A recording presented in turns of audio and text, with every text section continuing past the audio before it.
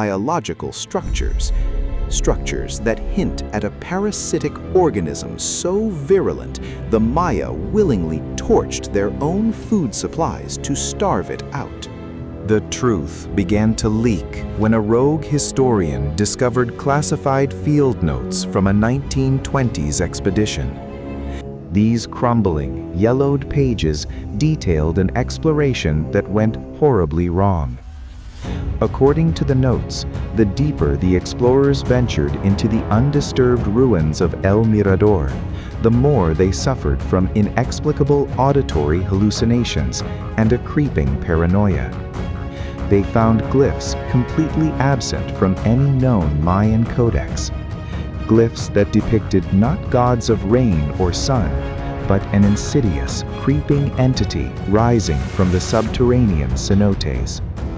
They called it the Green Rot, a biological terror that consumed both flesh and mind. To understand the sheer magnitude of this catastrophe, we must look back to the height of the Mayan civilization. Centuries ago, high priests and elite scouts ventured deep into the forbidden zones of the jungle, searching for new sources of pristine water. Instead, beneath the murky depths of an uncharted cenote, they disturbed an ancient ecosystem. A dormant, parasitic fungus thriving in the lightless caverns latched onto the scouts. It did not merely infect their blood, it intertwined with their nervous systems. Unknowingly, these honored explorers carried the biological apocalypse back to their gleaming cities of stone. The incubation period was deceptive. Initially, the infected individuals displayed mild lethargy, an ailment easily dismissed by local healers. But within days, the biological terror known as the Green Rot manifested its true horrific nature. The parasite hijacked the cognitive functions of its hosts, driving them into a state of violent, unpredictable psychosis. Eyewitness accounts, translated from forbidden stelae, described victims whose eyes turned a sickly, luminescent emerald. The infected would gather in the plazas, entirely unresponsive to their families, whispering in a collective guttural frequency that chilled the blood of the uninfected. As the infection spread exponentially through the densely populated urban centers, society began to unravel. The mind-altering effects of the parasite erased all sense of humanity, turning artists, builders, and farmers into a mindless collective hive. They destroyed aqueducts, dismantled defensive walls, and allowed the encroaching jungle to reclaim their streets. It was an orchestrated sabotage, directed not by an enemy army, but by the intelligence of the parasite itself. The Green Rot sought to terraform the cities into a damp, shaded breeding ground, perfect for its own rapid and terrifying proliferation. Panic seized the ruling class. The high priests and kings, isolated within their elevated palaces, watched their magnificent civilization collapse into a theater of madness. They realized this was no curse from the gods, but a tangible, spreading contagion.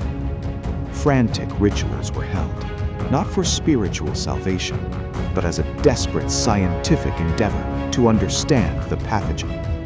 Hidden murals deep within the Temple of Inscriptions reveal chaotic scenes of royal physicians attempting to surgically remove the sprawling fungal roots from the brains of the afflicted. All gruesome attempts ended in absolute failure.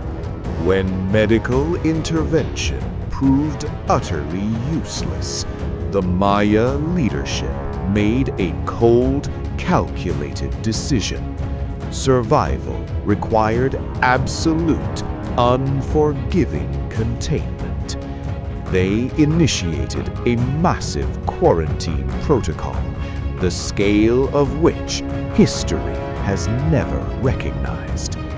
Entire districts of infected citizens were forcibly sealed behind colossal stone barriers. Heavy limestone doors, weighing several tons, were slid into place, trapping thousands alive in the darkness. The desperate screams of the infected echoed through the stone corridors for weeks, a haunting symphony of the damned that the survivors forced themselves to ignore to ensure the survival of the uninfected. To ensure the parasite could not spread beyond the quarantine zones, the uninfected Maya engaged in a scorched earth campaign. This is the origin of the Great Drought myth. They intentionally set fire to millions of acres of their own fertile agricultural land. They drained their meticulously engineered reservoirs, choosing the slow agony of starvation over the terrifying loss of their own minds. They manipulated the local climate through mass deforestation to create a hostile, arid environment where the moisture-loving green rot could no longer survive. It was a self-inflicted drought to save the continent. Inside the sealed quarantine zones, the biological terror reached its final, grotesque stage of evolution. The bodies of the infected became literal vessels, nutrient-rich soil for the parasite. Tendrils of thick, pulsating green biomass burst forth from the stone structures, fusing organic matter with limestone architecture. The parasite effectively digested entire neighborhoods, weaving a vast interconnected neural network of fungal roots.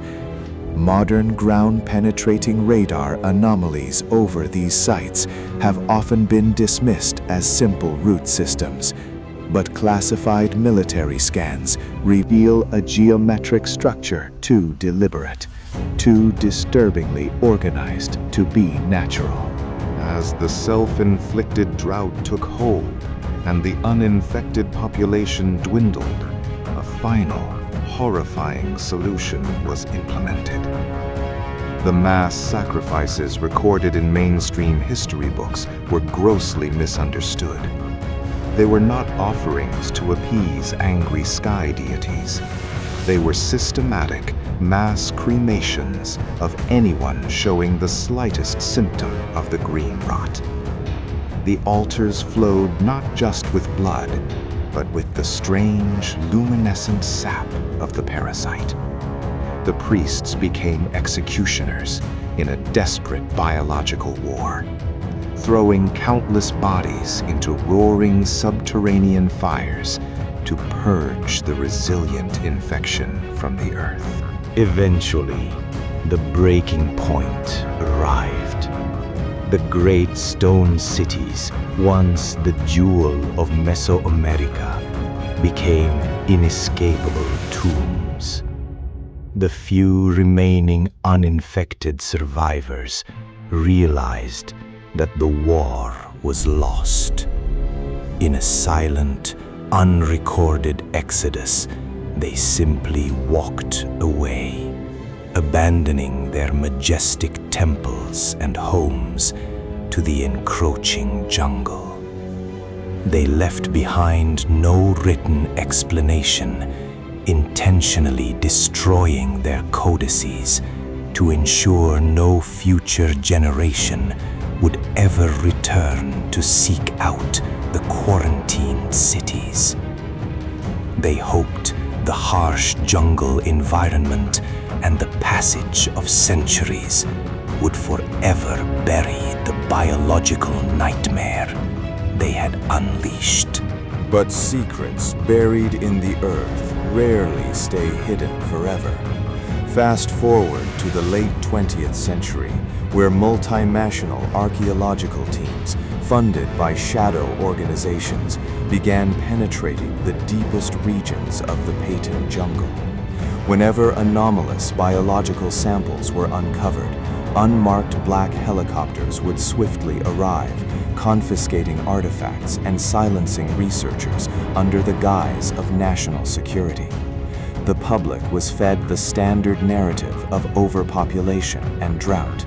Meanwhile, classified subterranean vaults in modern government facilities began housing petrified samples of the green rot, studying its terrifying potential for covert biological warfare. Which brings us to the most terrifying revelation of all. The green rot is not extinct. Deep inside a newly mapped, unexcavated cavern system beneath El Mirador, remote drones have captured something impossible. Amidst the darkness, far away from sunlight or atmospheric warmth, a faint, rhythmic green luminescence pulses from the cavern walls. The parasitic fungus never died. It merely entered a state of deep cryptobiosis, waiting out the centuries. It is patiently dormant, surviving in the cold dark, waiting for the climate to change, or for a curious explorer to breach its ancient quarantine. The Maya did not fail as a civilization. They sacrificed themselves to contain a biological terror that threatened to consume the entire continent. Their collapse was the ultimate act of salvation for humanity. But as modern deforestation accelerates and clandestine expeditions dig deeper into the forbidden zones, we are dangerously close to undoing their ultimate sacrifice. The next time you hear about an ancient curse or a mysterious archaeological cover-up, remember the green rot. Some doors were sealed for a reason, and what sleeps in the dark jungle is beginning to stir once more.